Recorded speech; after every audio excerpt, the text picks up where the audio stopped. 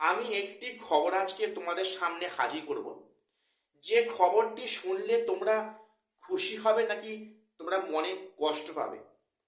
অন্তত আমি মনে কষ্ট পেয়েছি, কারণ আমি একজন, যদিও এসএলএসটি ক্যান্ডিডেট নই, পরীক্ষার্থী নয়, তবু কিন্তু এই খবরটা শুনে আমার অন্তত মনে কষ্ট হয়েছে। সেই খবরটা কি? সেই খবরটা হচ্ছে ভ্যাকান্সি আপডেট নিয়ে। দেখো, ভ্যাকান্সি আপডেট হবে এই কথা কিন্তু আমরা অনেক আগে থেকে শুনে শুনে অভ্যস্ত হয়ে গেছি। সেখানে কমিশন প্রত্যক্ষভাবে না বললেও কিন্তু পরোক্ষভাবে অনেকবার প্রকাশ করেছে যে ভ্যাকান্সি আপডেট হবে।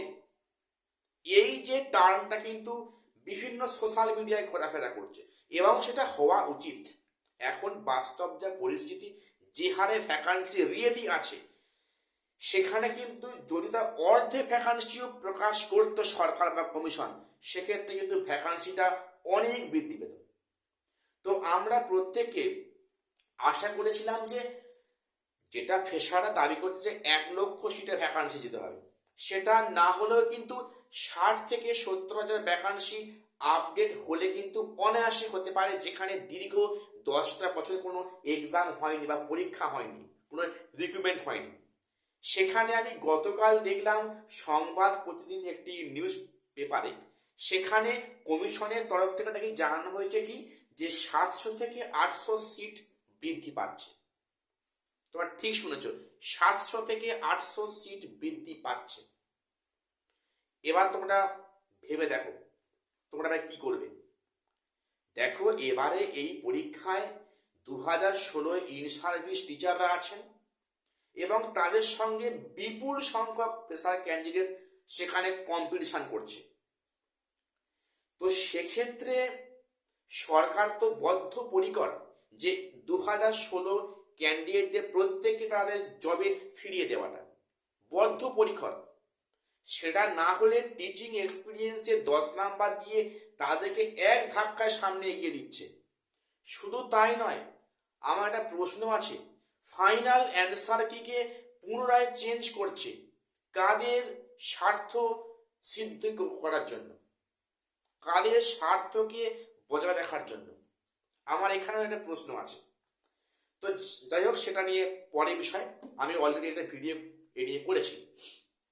তো বিষয়টা হচ্ছে এই 700 থেকে 800 ভ্যাকান্সি, তো সেক্ষেত্রে ফ্রেশারদের সুযোগ কোথায় থাকছে? সেক্ষেত্রে ফ্রেশার্সদের সুযোগ কোথায় থাকছে? একটা স্টুডেন্ট যে বিএড করে দীর্ঘ 10টা বছর বসে আছে বা 8টা বছর বসে আছে, একটাই উদ্দেশ্যে কবে এসএসসি পরীক্ষা হবে, কবে সে নিজের দক্ষতা প্রমাণ দেখিয়ে স্কুলের চেয়ারে বসবে। সেটা কি তার ভুল ছিল? যে স্টুডেন্টটা আজকে এই স্বপ্ন এতদিন দেখে এসছে যে সে তার নিজের যোগ্যতার প্রমাণ দেখিয়ে সে একদিন টিচার হবে, তো তার সেখানে অপরাধ কোথায় ছিল? তার কি এটাই অপরাধ যে সে পশ্চিমবঙ্গের বুকে এই সময় সে মানে জন্মলাভ করে বড় হয়েছে? আমাকে এই প্রশ্নটা একজন করেছে, এক ভিউয়ার্স ভাই। তো সেটা আমার শুনে সত্যি খুবই আমার কষ্ট হয়েছে মনে।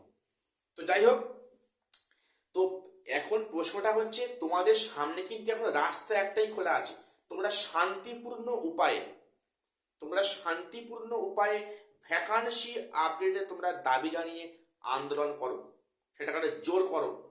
দেখো, এই যদি এবার তোমরা যদি মানে যদি তোমরা যদি তোমরা ইনক্রিজ করতে না পারো, এই ভ্যাকান্সি যদি আপডেটেড বেশি হারে করতে না পারো, তাহলে কিন্তু এর পরে যে এসএসসি পরীক্ষা আদৌ কবে হবে, বা সেক্ষেত্রে আদৌ পরীক্ষা হবে কিনা, সে বিষয়ে কিন্তু আমার মনে যথেষ্ট সন্দেহ আছে।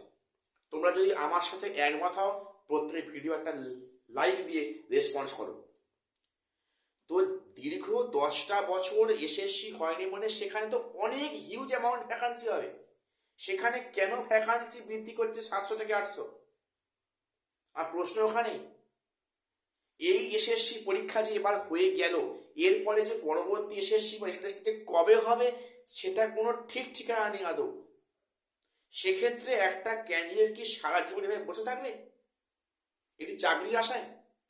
তোমরা প্রত্যেককে আবার বলছি, তোমরা শান্তিপূর্ণ উপায়ে তোমরা কিন্তু আন্দোলনে সামিল হও। এবার যদি না হয় এরপরে কিন্তু হয়তো কোনোদিনই সম্ভব হবে না এই এসএসসি পরীক্ষায় বসে নিজের যোগ্যতা দেখিয়ে চাকরি ফিরে পাওয়াটা বা চাকরি পাওয়াটা। দেখো, দেখো রাস্তা খোলা আছে, তোমরা প্রত্যেকে কিন্তু শান্তিপূর্ণ উপায়ে আন্দোলনের পথে সামিল হও, এছাড়া ভিন্ন রাস্তা খোলা নেই। সরকার সহজে বা কমিশন সহজে কিন্তু তোমাদের সেই ভ্যাকান্সি আপডেটেড ওই সামান্য একটা আই ওয়াশ মাত্র করবে। ভ্যাকান্সি রিয়েলি অনেক আছে, সেটা যদি সত্যিকারের একটা অর্ধে ভ্যাকান্সি প্রকাশ করতো তাহলে কিন্তু সেটা কিন্তু 60,000-এর ওপর ছাপিয়ে যেত। এখন তো দেখার বিষয় যে পরবর্তী ক্ষেত্রে কি আমরা আপডেট হাতে পাই। আজকে আমার এটুকুই আপডেট দেওয়ার ছিল। দেখা হচ্ছে পরে কোনো গুড নিউজ নিয়ে।